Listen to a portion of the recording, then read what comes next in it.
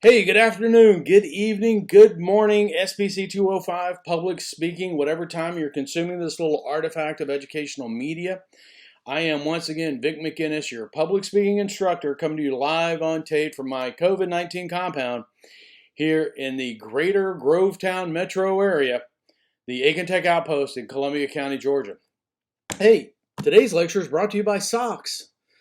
You know, what I haven't worn in 4 months? Socks. Okay, today we're doing our final exam review. This is the last time you will see me on tape. Otherwise, I'm in a hurry. I want to go through this quickly. Right now, Baltimore playing the Red Sox. Orioles up 6-4, bottom of the seventh when I left a couple of minutes ago. Want to get through it. I'm really excited about this baseball season because with a 60-game season, I know that Baltimore cannot possibly lose 108 games like they did last year. Okay? Second worst in the National League. Only ones that were worse were the Detroit Tigers. They lost 114 games. I'm really looking forward to the Baltimore's taking this truncated season as an opportunity not to be as horrible as they were. But again, at least we can say the Tigers were worse. Okay? So what we're going to do is I've got my lecture notes here, and I have highlighted things I want you to know about, things that may well show up on your final. All right?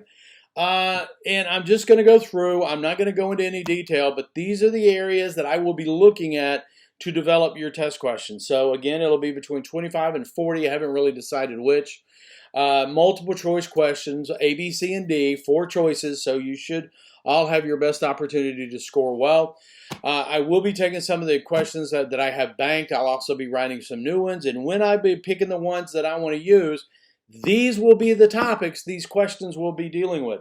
So what I'm going to do is just go through this. These are, I think, in order as the lectures went during the semester.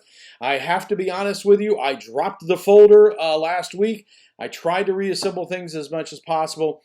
If I jump around a little bit, you guys will be fine. Okay? All right. So let's start with first lecture on the communications process. If you remember, I told you there were 3 reasons to speak: to inform, to entertain, and to persuade. We'll see that later on when we talk about general purposes. We talked about the components of the communication process. There were 4: to knowing participants, message, channels, and feedback. Okay? Then we had a long conversation about communication models. The Lecture 1 slides are in the Documents folder on Blackboard. Go back and look at those. I will be asking questions about the models. Okay? Then we talked about dialogic theory. And within dialogic theory, we talked about mutuality, propinquity, empathy, risk, and commitment, which are the characteristics of a dialogue. Be familiar with those. And how are we moving? 316, and I'm already going on to ethics and public speaking. We went through these some ethical models. We talked about intent, means, and ends. I would know the definitions of those. Then we talked about 3 ethical models. Okay, the ends justify the means, situational ethics, and credibility-centered ethics. So if I was going to give you an ethical, give you a scenario where someone is speaking with a certain goal or using a model and ask you to identify that model, I'd be able to do that. Then we talked about Aristotle said there were 3 ways to persuade: ethos, pathos, and logos. I would know what those were. Moving on to lecture 3, developing confidence. Okay. We talked about performance apprehension here, not stage fright, but performance apprehension. And I talked to you about the stages of performance apprehension. I would look over that diagram. It is in the documents page on Blackboard. I would look that over. Okay, we talked about some myths of performance apprehension. Then we talked about some causes: biological, previous experience, level of skill, and then we talked about ways to deal with it. Relaxation, cognitive restructuring, all of those. Be aware of those. Okay? On to lecture 4, delivery or nonverbal communication. Diet 7-Up. Still not as good as 7-Up. Okay. Nonverbal communication included Three things that we, several things that we listed. The list started with facial expressions, gestures, paralinguistics. Be aware of that whole list. Okay? We talked about the characteristics of the voice. We talked about what a vocalized pause was. Then we talked about physical behaviors like eye contact, posture, and movement. And I said one thing about every movement you make during a speech, and I repeated it over and over and over again. Know that one thing. Okay. Flying on, our next lecture was about choosing your topic. Okay. Three things that we need to consider when choosing the topic were the speaker, the occasion, and the audience. Okay. And remember, we said once you consider those things, you pick your general purpose to entertain, to inform, or persuade. And then we broke down how you would find your specific topic. Okay? Cha-ching, man, we're moving through these. I told you it'd be fast. Then we started talking about audience and audience analysis. Remember, I started with a quote from Thomas P. Tip O'Neill, "In America, all politics are local." Okay, if you don't remember what that was, go back and look at the lecture. It's all there online. Okay, we defined an initial audience disposition. We talked about how to create ethos. Then we went into detailed audience analysis, methods of analysis, sources of data, and then we talked about audience adaptation. Methods of analysis, we talked about demographic, purpose-oriented, okay? Be aware of those. And we talked about outlining. I said outlining. I've repeated this a whole bunch to you guys. We said why we outline. Be prepared to answer that question. Why do we do outlines? Okay? And we talked about things like testing the scope of the content, test the logical relation of the main points, test your supporting ideas, test the balance and proportionality, all of that stuff. All right. Then we got to one of my favorite lectures, organizing the speech. Okay? And we broke down chronological, narrative, topic order, logical reason, spatial, causal, problem, solution. If I give you an example of a speech and what some of the main points were, I'd be able to tell me what kind of what kind of organizational methodology I was using. Okay? Then we talked about the four methods of presentation. Extemporaneous, reading from a manuscript, speaking from memory, and impromptu speaking. I'm going to tell you, that is a question people miss all the time. So I always include, and I change it up every semester, but I always include, I'll give you an example of what someone is doing, okay? Like they're reading, they memorize, they have, well, that would be, no notes, and they are speaking from having learned every word. Well, that's speaking from memory, okay? Extemporaneous, reading from a manuscript, speaking from memory, impromptu speaking. Know the differences in all four of those. Okay, then we hit speaking to inform, okay? And the purpose of speaking to inform is to convey knowledge and nothing more than that. Why do we do informative speaking? Again, it's a means of delivering knowledge. And then we went into some key concepts like adjusting your content for the audience, avoiding jargon. Okay? I believe that's it. Then we got to evidence. Using evidence in your speech. We talked about the when, the why, the what, the where, and the how. There will be questions on evidence on this exam. Right, then we went into problem solution speeches, and there were four basic concepts in problem solution. Two with the problem. Okay, can't do that. That's an obscene gesture in the United Kingdom. I don't know if you knew that or not. There's two things in the problem, cause and effect. And there's two things in the solution, viability and efficacy. Okay, if you don't know the difference between those four things, go back and rewatch that lecture. Okay, then we got to persuasive speaking. We discussed the difference between coercion and persuasion. Be aware of the differences. We talked about why audience analysis is the most important in persuasive speaking. Okay? We said there are three natural places for the audience to be at the beginning of a speech. Opposed, supporting, or neutral. And we talked about why there are two reasons why they could be neutral. Okay, then we talked about obstacles to changing your attitudes. Selective perception, selective recall, all of those. Okay? Then we talked about reasoning and fallacies. We talked about inductive reasoning, reasoning by analogy, and deductive reasoning. And we talked about fallacies with each of those. We talked about other fallacies like appealing to false authorities, arguments ad hominem, and an appeal to tradition.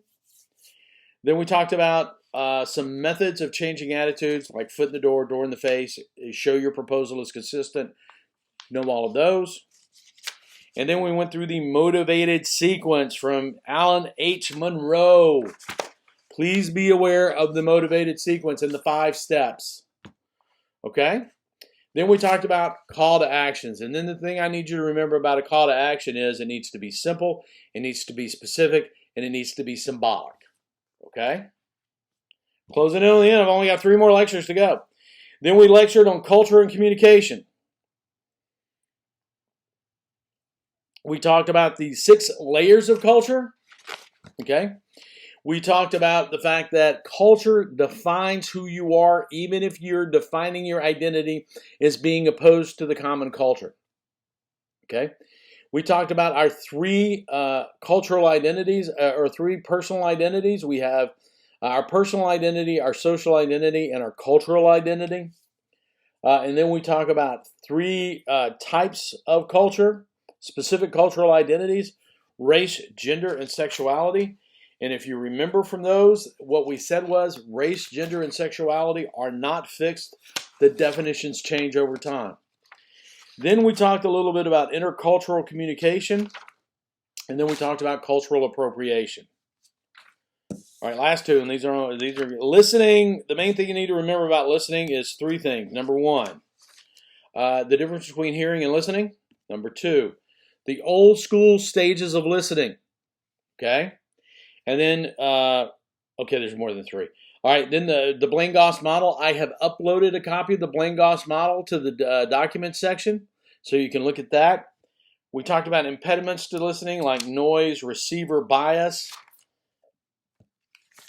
And we're moving on. The last one, language. A couple of key things here. Number 1, denotative versus connotative. Denotative, dictionary. Connotative, contextual-based dictionary definitions. And then, chapter 3.1, there is a list of things, 12 things, in the way that written language and oral language differ. I don't point you to something in the text and tell you to read it if I'm not going to test you on it. You should have read the whole textbook, but let's be realistic. Okay, if I tell you you need to look at that box 3.1 and be familiar with all of those things, you need to be familiar with all of them. Okay, all right. 13 minutes. Should be maybe the 9th inning when I get back downstairs. Okay. Hoping the Orioles just beat the thunder out of the Red Sox. I don't like the Red Sox. Hopefully my wife, who's in the next room, who was born in New England, which means by law she has to be a Red Sox fan. I kind of hope she hears that, because the Red Sox just did not do. They crushed the Orioles every time they saw them last year. Okay, this is it. You've got your final. Everything else is done. Okay, your final will start. I put the dates out 29 to 30 July. You'll have 24 hours to log in and get it done. You'll probably be given an hour. Yeah, I'm going to put out some stuff tomorrow on Blackboard about things you need to be aware of to take a test on Blackboard. The last thing I will close with is this has been kind of bizarre. We're still trying to figure out how we function. Oh, wow. Let's leave those on. How we function in this new world. I've never taught this many online classes sections before in my life. Don't like teaching online specifically because I really enjoy engaging with students. I had a lot better engagement with you guys this semester than I thought I would, so I really appreciate your efforts in that. I'm getting 5 classes online next semester. We're still going to be off campus. I do wish and I hope that as you guys realize that even though I'm an online instructor for you guys, I'm still one of your instructors, which means is at Aiken Technical College, we are available to you as your time goes on. as you finish up and continue your studies at Aiken Tech. And if you go further, or if your terminal studies are with Aiken Tech, we're still going to be available to you. I get emails all the time from people that, former students that say, hey, I saw this great speech, you should watch it. And some of them you saw this semester. I also have people that send me emails that say, hey, listen, I've got to give a speech. What do you think, Mike? And we walk through some things. So don't hesitate. You've got my email.